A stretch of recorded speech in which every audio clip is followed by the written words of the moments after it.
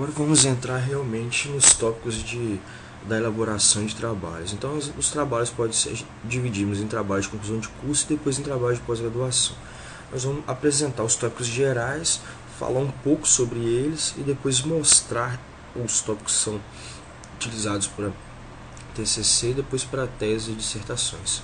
Mais adiante, as etapas da pesquisa científica, como nós já apresentamos, a escolha do tema, a revisão de literatura, a formulação da justificativa, a formulação do problema, a determinação dos objetivos, depois nós temos a montagem da metodologia, depois nós passamos para a coleta de dados, tabulação dos dados, a análise e discussão dos resultados, conclusão da análise dos resultados, depois a redação e apresentação do trabalho científico, que no caso é o trabalho de conclusão de curso do pesquisador ou do aluno. Etapas da pesquisa científica, basicamente ela passa pela escolha do problema, que é o que eu vou pesquisar, o assunto interessante para o pesquisador, ou se é original ou não, se existe um pré-requisito, e tem as fontes de assuntos, que é a vivência diária, questões polêmicas, reflexão, leituras, conversações, debates, discussões. A visão da literatura, como já foi dito, você deve buscar quem já pesquisou algo semelhante, busca de trabalhos semelhantes ou idênticos, e pesquisas e publicações na área. Então tem a foto aí da torneirinha, que o interessante é beber água na fonte, ou seja, pesquisar, ler e absorver informações de pesquisadores renomados que realmente têm responsabilidade com a pesquisa que estão fazendo. Então, continuando nas etapas, a gente tem a justificativa, como já foi apresentado, por que se deve estudar, quais são as vantagens e benefícios da pesquisa, a importância pessoal e cultural da pesquisa, que deve ser convincente. Com a justificativa é como se ela fosse uma afirmativa. Ao apresentar uma justificativa, a pessoa que lê deve ficar realmente convencido que a pesquisa é importante. A formulação do problema no trabalho de conclusão de curso mostra o tema realmente como está para o leitor, da forma que resposta estou disposto a responder, o que estou disposto a procurar e responder. Isso já está dentro da formulação do problema. Ele tem que definir claramente o problema, ou seja, definir claramente o tema da pesquisa e o objeto e objetivo da pesquisa, e delimitá-lo em termos de tempo e espaço. A formulação do problema é interessante que ela mostre realmente o quanto tempo isso será feito e qual o tempo que será utilizado para fazer tal pesquisa.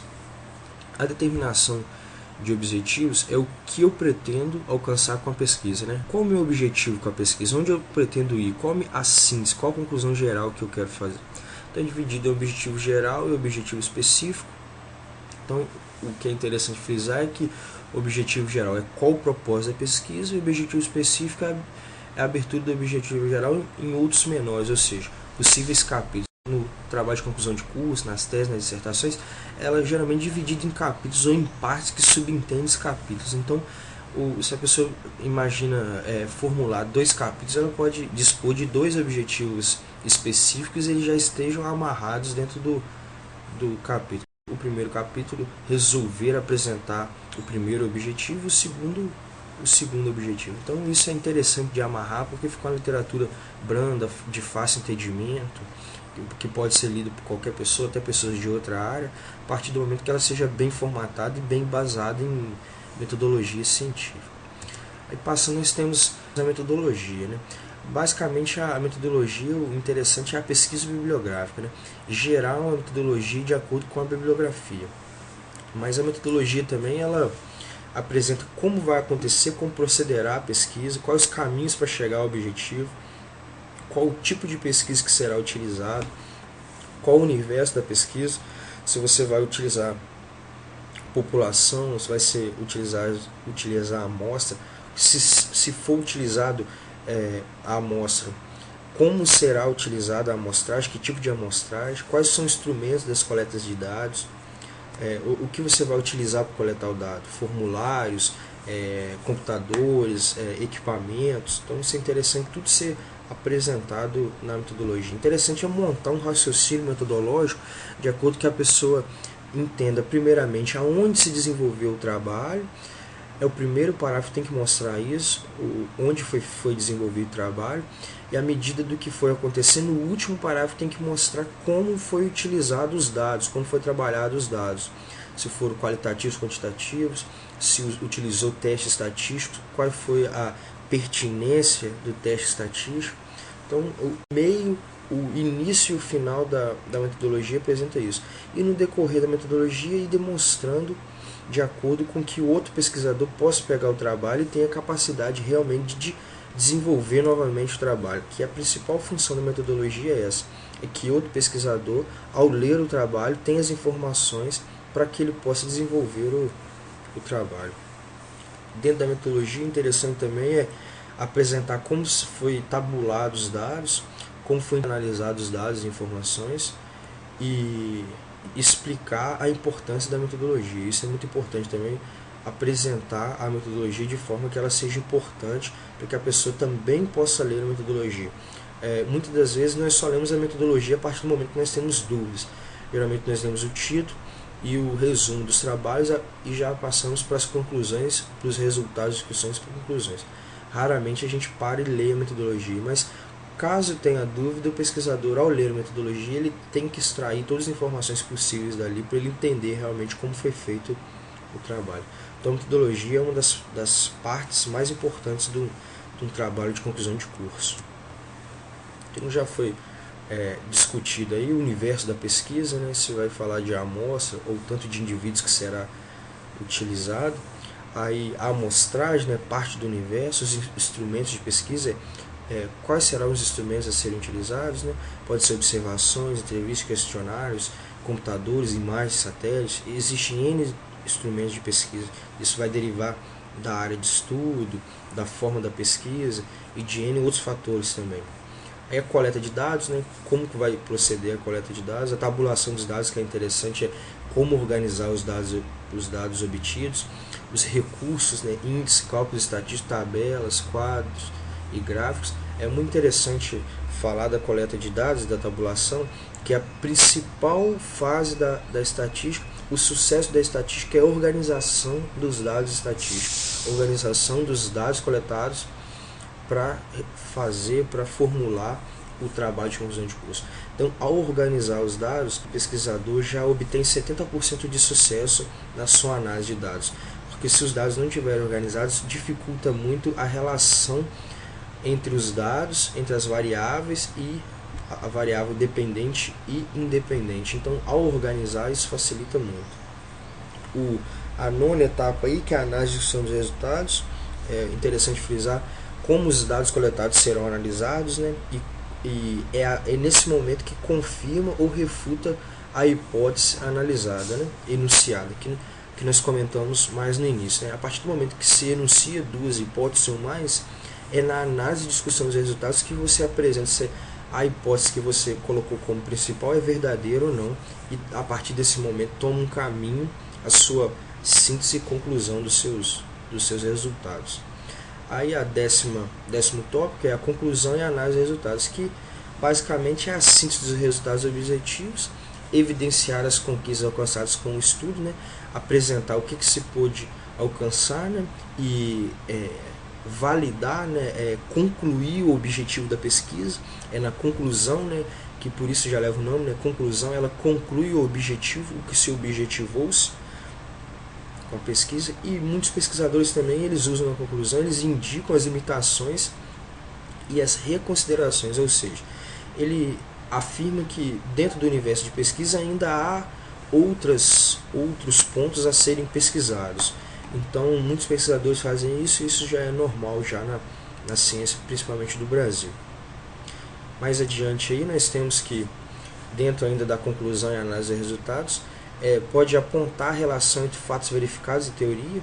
É interessante fazer isso, né, os resultados de discussões. Amarrar, que a gente chama de amarrar a bibliografia, fazer um paralelo com o que o pesquisador encontrou, o fato, né, a relação, o dado que ele encontrou com o que já existe de teoria, com o que já existe no meio bibliográfico. E o décimo passo é partir para a redação e apresentação do trabalho científico. é redigir o relatório de pesquisa, que pode ser um TCC, uma monografia, dissertação ou tese. Mas a partir do momento que você já preencheu os 10 tópicos, simplesmente é juntar as peças do quebra-cabeça, né? A redação passa a ser mais fácil, mais branda, de fácil entendimento, porque você já tem todos os pontos segmentados, você só formata de acordo com os tópicos necessários para o trabalho de conclusão de curso, ou que seja para um TCC, uma monografia, uma dissertação, uma tese. E o interessante frisar é seguir sempre as normas da ABNT. No final da apresentação a gente vai frisar isso melhor, falando sobre as normas da ABNT e sobre as particularidades de cada programa de pós-graduação ou cada instituição de ensino superior que preconiza o uso de certas normas da ABNT e certos estabelecimentos para os seus trabalhos de conclusão de curso. Mais adiante nós temos aí as orientações básicas para a formulação do TCC. Dentro das orientações básicas, pode ser dividido em 3 formas. São os elementos pré-textuais, os elementos textuais e os elementos pós-textuais. O que são esses elementos? Essa orientação básica ela já frisa apresentar cada tópico que um trabalho de conclusão de curso pode vir a ter. A ideia textual é da ideia do texto, né? Então é o que vem antes do texto, que prepara o leitor para entender o texto propriamente dito, e posteriormente informações adicionais ao texto, que são os elementos pós-textuais. Então nós podemos ver aí no slide 39 que existem componentes obrigatórios e não obrigatórios, e todos eles seguem uma norma técnica da ABNT, que será frisada posteriormente.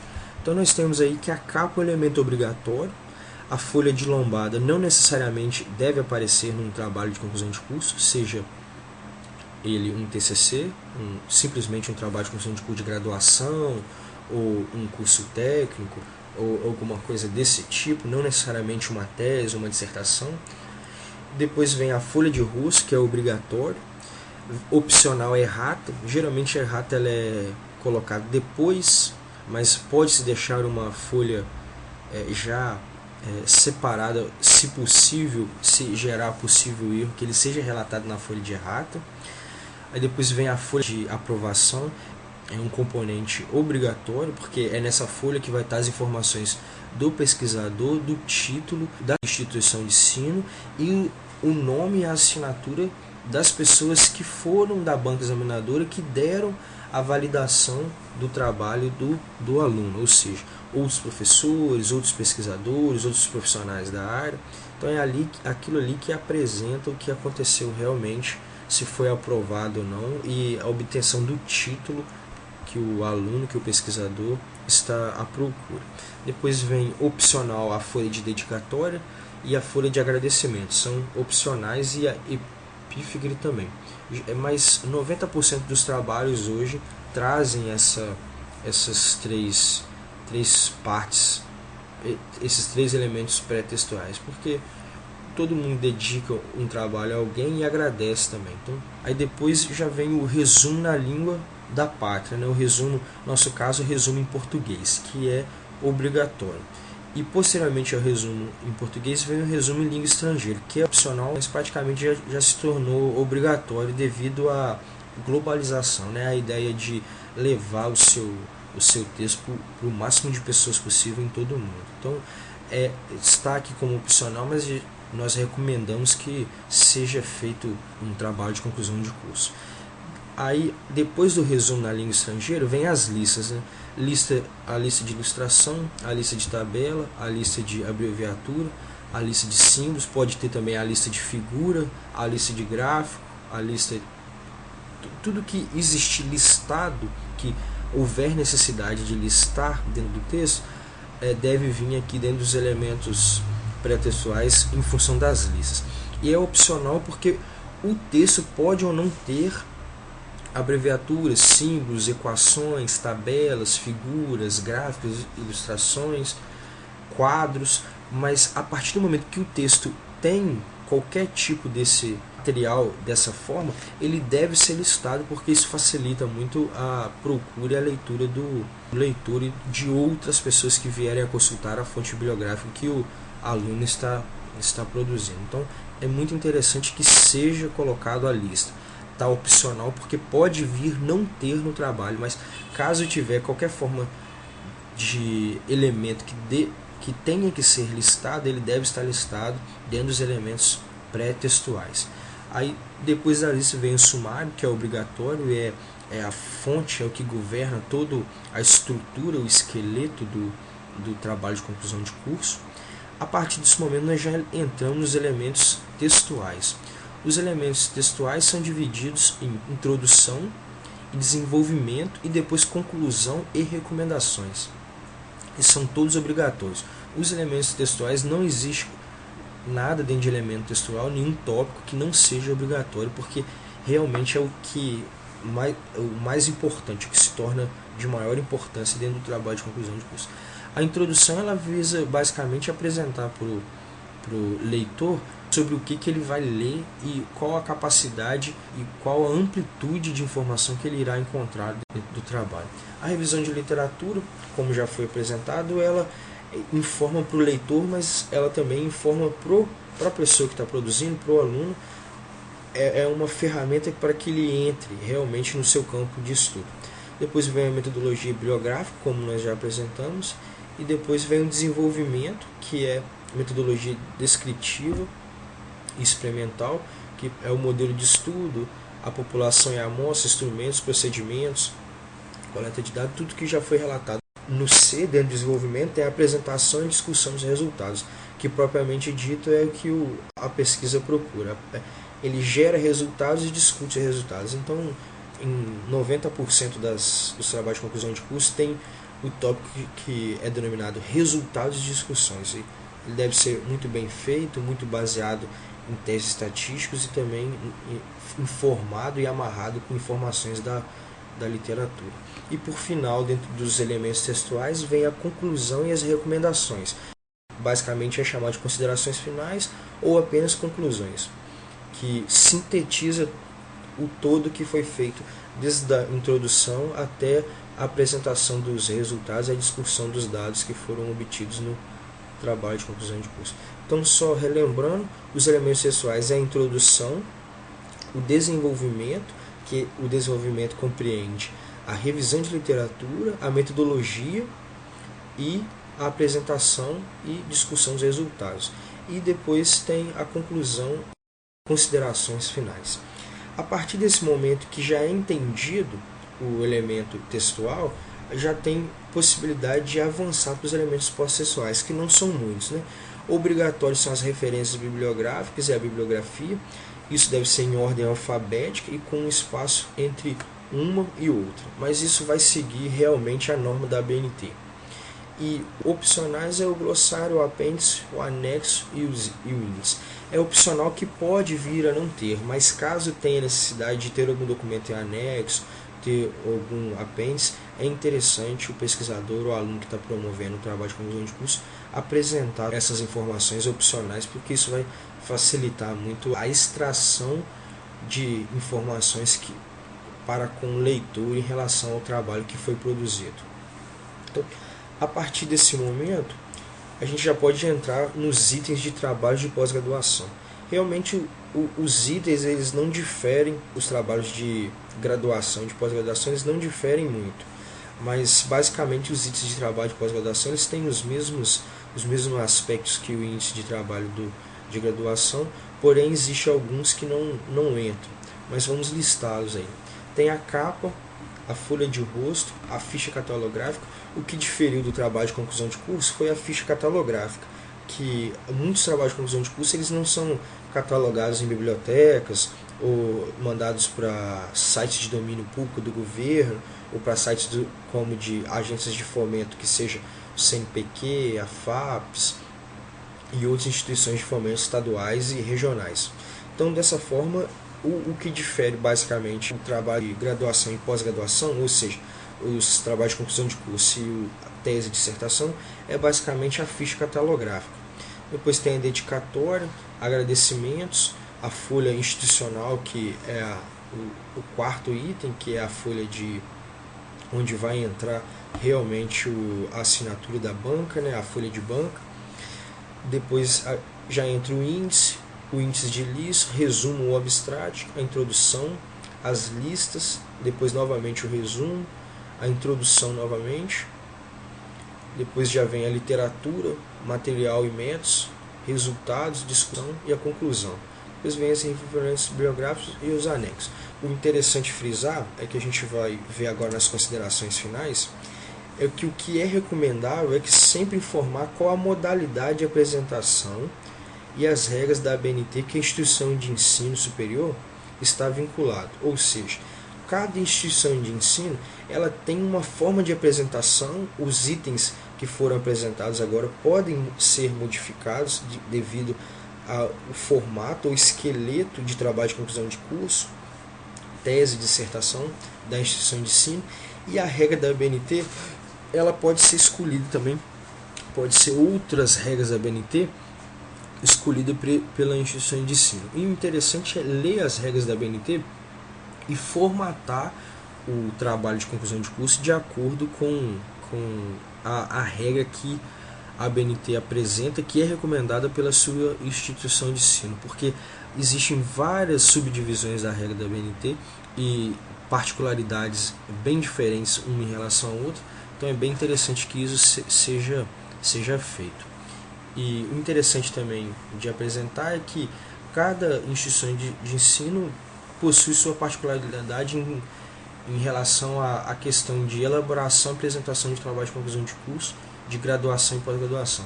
Então, o que é mais recomendável é buscar toda a informação possível dentro da instituição de ensino para que isso seja formatado de acordo com cada instituição de ensino. E vale ressaltar que o estudante deve utilizar o máximo de fontes de informações, pois isso vai facilitar a produção do trabalho de conclusão do seu curso, seja de graduação ou pós-graduação. Então, a partir do momento que o estudante utiliza várias fontes de informação, ele possui uma base intelectual, uma base bibliográfica e teórica muito grande. Isso vai fazer com que ele não tenha problemas na hora de discutir os seus dados, validar, sintetizar e concluir os seus dados. E isso é o que mais se recomenda, que todo estudante possa ler muito, pesquisar muito antes de, propriamente dito, entrar no trabalho de conclusão de curso, seja ele no curso de graduação ou de pós-graduação. Agora a gente já agradece a boa vontade de todos em se ter interessado pelo assunto, pede desculpa pelas ponderações também, pelas dificuldades em apresentar o assunto, que é um assunto muito amplo, muitas vezes ele é repetitivo, mas é um assunto interessante. Recomenda que se busque mais sobre essas informações, que essa palestra só é um norteamento, ela não necessariamente esclarece todas as dúvidas, muitos assuntos aqui foram omitidos. Dessa forma, é interessante buscar livros de metodologia científica. Existem autores como Volpato, que são renomados na metodologia científica hoje. Os seus livros são economicamente viáveis, acessíveis, não são de alto valor, então pode ser comprado e utilizado para facilitar a produção dos trabalhos de conclusão de curso. E bibliotecas municipais, bibliotecas das faculdades, das universidades, também possuem vários livros sobre metodologia de conclusão de cursos, de graduação, de pós-graduação.